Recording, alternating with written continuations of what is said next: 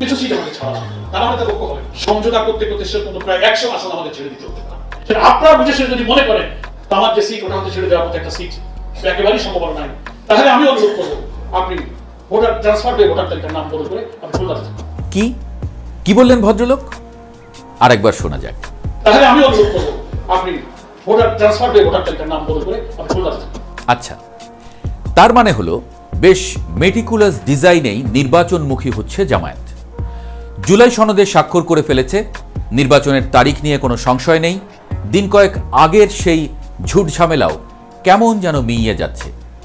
এর আগে এমন আলাপ তুলেছেন জামায়াত নেতারা, অর্থাৎ আর যাই হোক বেশ প্রস্তুতি নিয়েই নির্বাচনে অংশ নিচ্ছে জামায়াত, এটা মোটামুটি পরিষ্কার।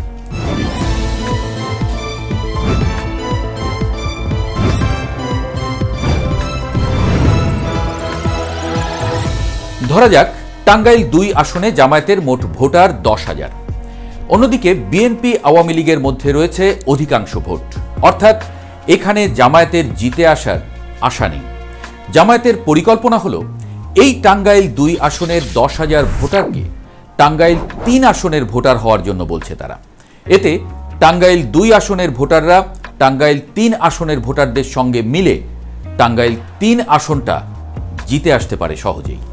এমন রাজনৈতিক কৌশল বিশ্বে কিন্তু নতুন নয়। আওয়ামী লীগ আমলেও ভোটের যোগ বিয়োগ হয়েছে, পরিবর্তিত হয়েছে ভোটের সীমানাও। 2008 সালে তো রিশাফল হয়েছে পুরো বাংলাদেশের নির্বাচনী সীমানা, যদিও এক আসনের ভোটারদের অন্য আসনে গিয়ে ভোটার হওয়ার আহ্বান শোনা যায়নি তেমন। অর্থাৎ এই ধরনের ইঞ্জিনিয়ারিং জামায়াতের কাছ থেকেই দেখা সম্ভব, কারণ অধিকাংশ বিশ্লেষকের মতে বাংলাদেশের সবচেয়ে গুছিয়ে যে দলটা রাজনীতি করে সেই দলটির নাম জামায়াত। অস্বীকার করার কোনো উপায় নেই। দলটির রুকন থেকে শুরু করে আমির সবার নিয়োগ, সাংগঠনিক কাঠামো, কার্যপদ্ধতি, এমনকি ফান্ড কালেকশনের পদ্ধতিগুলো অবাক করে দেবার মতো।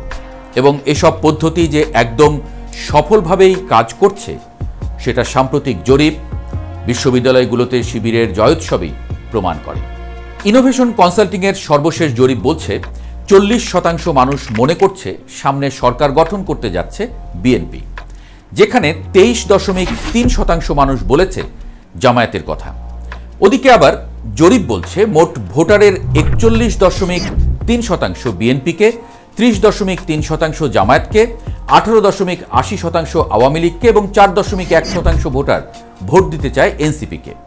এই হিসেবে মোট 12,61,00,000 ভোটারের 30%, অর্থাৎ প্রায় 3,78,00,000 ভোটার ভোট দিতে চায় জামায়াতকে। কমও যদি ধরি, যারা মনে করে জামায়াত ক্ষমতায় আসতে পারে সেই সংখ্যা 23.3, অর্থাৎ 2,93,00,000। এই ভোটারদেরকে গোলাম পরোয়ারের কথার মতো যদি জামায়াত সুষমভাগে ভাগ করে দেয় অন্তত 120টি আসনে, তাহলে প্রতি আসনে প্রায় 2,44,000 ভোট পাচ্ছে জামায়াত। তাতে এসব আসনে অনায়াসেই জিতে আসা সম্ভব। অন্যদিকে জামায়াতের ভোটাররা অন্য দলের ভোটারদের মতো নয় যে ভোট দিতে আসলাম কি আসলাম না। জামায়াতের ভোটাররা ভোট দেয়াকে পারলে দিনের কাজ হিসেবে দেখে, তাই তাদের ভোট কাস্টিংয়ের হারও সবচেয়ে বেশি হবে। তাই গোলাম পরোয়ার যা বললেন তাতে কাঁপন এতক্ষণে ধরে যাওয়ার কথা সব মহলে। কিন্তু গল্প এখানেই শেষ নয়। যারা ভাবছে জামায়াত কেবল নৈতিক বা ধর্মীয় লাইনেই খেলছে, তারা আসল খেলাটা ধরতেই পারছে না। দলটি এখন স্ট্র্যাটেজিক গ্রোথ মডেলে কাজ করছে, যেন কোনো বহুজাতিক কোম্পানি বাজার দখলের প্ল্যান নিচ্ছে। প্রতিটি অঞ্চলে তাদের নিজস্ব অপারেশন ইউনিট আছে। কেউ কন্টেন্ট বানাচ্ছে, কেউ ভেতরের ডেটা সংগ্রহ করছে, কেউ সামাজিক যোগাযোগ মাধ্যমে জনমত তৈরির কাজ করছে। বাংলাদেশে এখন রাজনীতি অনেকটাই মনস্তত্ত্বের খেলা। বিএনপি যেখানে আবেগে ভর করে বক্তৃতা দিচ্ছে, জামায়াত সেখানে অ্যালগরিদমে কাজ করছে। তাদের সাংগঠনিক পরিকল্পনা যেন একেবারে বৈজ্ঞানিক।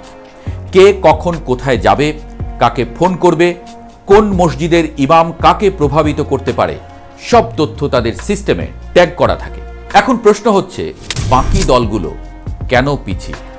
বিএনপি এখন ঠিক সেই মানুষটার মতো যে জানে তাকে দৌড়াতে হবে, কিন্তু বাঁশির শব্দটা শুনতে পাচ্ছে না কোনো এক অজানা কারণে। নেতৃত্ব আছে কিন্তু মাঠে নেই, সিদ্ধান্ত আছে কিন্তু প্রয়োগ নেই। তারেক রহমান লন্ডনে বসে আছেন, মাঠে নেতারা বিভক্ত, কেউ ঢাকায়, কেউ গুলশানে, কেউ অনিশ্চয়তায়। জামায়াতের বিপরীতে বিএনপি এখনো প্রার্থী ঠিক করতে পারেনি, ভোটার টার্গেটের কোনো ডেটা নেই। অথচ জামায়াতের প্রত্যেকটা জেলায় প্রচারণা শুরু হয়ে গেছে এর মধ্যে। সাম্প্রতিক জরিপে যা দেখা যাচ্ছে তাতে সামনের নির্বাচনে যদি আওয়ামী লীগ অংশ নিতে পারেও তথাপি দলটির অবস্থা সুবিধার নয়। ইনোভেশনের জরিপে দলটির অবস্থান জামায়াতের পরে। রাজনৈতিক কার্যক্রম বন্ধ, কার্যক্রম চালু না রাখা মানে প্রকারান্তরে দলটিকে নিষিদ্ধ বলা যায়। তবুও আসছে নির্বাচনকে প্রশ্নহীন করতে আওয়ামী লীগকে অংশ নিতে দেয়া হতেও পারে, কিন্তু এই আওয়ামী লীগ অবশ্যই আসল আওয়ামী লীগ হবে না বলেই মত বিশ্লেষকদের। অর্থাৎ সেই আসল বিএনপির মতো কিছু একটা হতে পারে যা আদতে জামায়াতকে টলানোর মতো শক্তি অর্জন করতে পারবে না। শাপলা প্রতীক ইস্যুতে বেজায় মন খারাপ এনসিপির। স্বাক্ষর করেনি জুলাই সনদেও। যারা রক্ত দিয়ে 5ই আগস্ট ঘটালো তাদের বাদ দিয়ে ডক্টর ইউনূস, মির্জা ফখরুলদের নিয়ে বড় অনুষ্ঠান করলেন বলে আক্ষেপ করলেন হাসনাতরা। শাপলা না পেলে নির্বাচন নাকি হতেও দেবেন না তারা। ওদিকে ইলেকশন কমিশন চাচ্ছে তাদের হাতে বেগুন গাজর ধরিয়ে দিতে। তবে আসল কথা হলো, জরিপ বলছে ভোটের মাঠে পলাতক আওয়ামী লীগের চেয়েও পিছিয়ে আছে এনসিপি। যে এনার্জি নিয়ে যাত্রা শুরু হয়েছিল দলটির, বিশ্লেষকরা বলছেন সেই এনার্জি হারিয়ে এনসিপি খাবি খাচ্ছে অতলান্তিক জলে। এদিক থেকেও পথ পরিষ্কার জামায়াতের।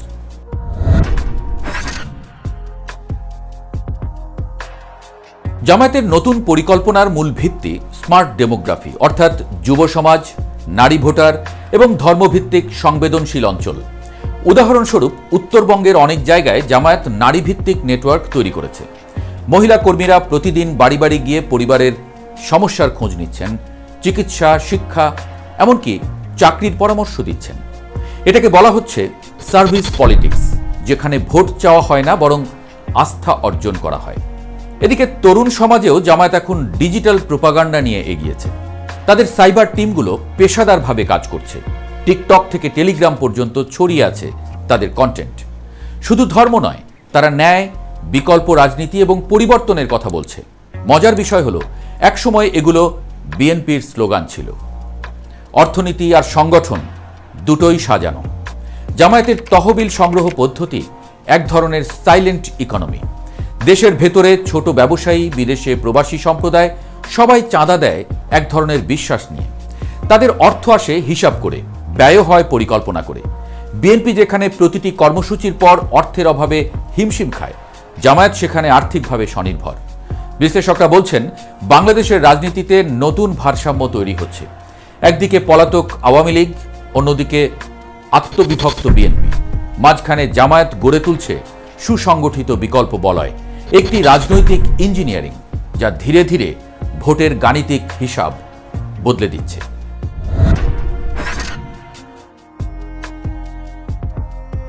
জামায়াত এখন সরাসরি ক্ষমতার জন্য মাঠে নামছে। ক্ষমতার ব্যাপারে এতটাই আত্মবিশ্বাস যে বিএনপির সাথে জোটের কথাও চিন্তা করছে না দলটি। মাঠের যা অবস্থা, আসছে নির্বাচনে সবার চোখ কপালেও উঠতে পারে দলটির অবস্থা দেখে, এমনটাই ইঙ্গিত দিচ্ছেন বিশ্লেষকরা। অন্যদিকে বিএনপি সহ অন্য দলগুলোর অবস্থা যেমন, তাতে বড় ধাক্কাই অপেক্ষা করছে সামনে। যদি এই ধাক্কাও তাদের ঘুম ভাঙাতে না পারে, তাহলে পরবর্তী 5 বছর তাদের বেশ ভুগতেও হতে পারে বলে মত বিশ্লেষকদের।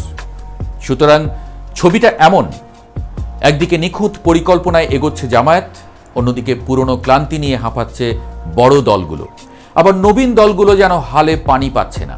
নির্বাচন এখন কেবল ভোটের নয়, এটা বুদ্ধিমত্তার প্রতিযোগিতা, সেটা বলার অপেক্ষা রাখে না। আর এই খেলায় জামায়াতের ডিজাইন সবাইকে ছাড়িয়ে এখন পর্যন্ত সবচেয়ে নিখুঁত এবং কার্যকরী। যা হোক, জামায়াতের সেই মেটিকুলাস ডিজাইনের ফলাফল দেখতে আর কিছুদিন অপেক্ষা করতে হচ্ছে আমাদের।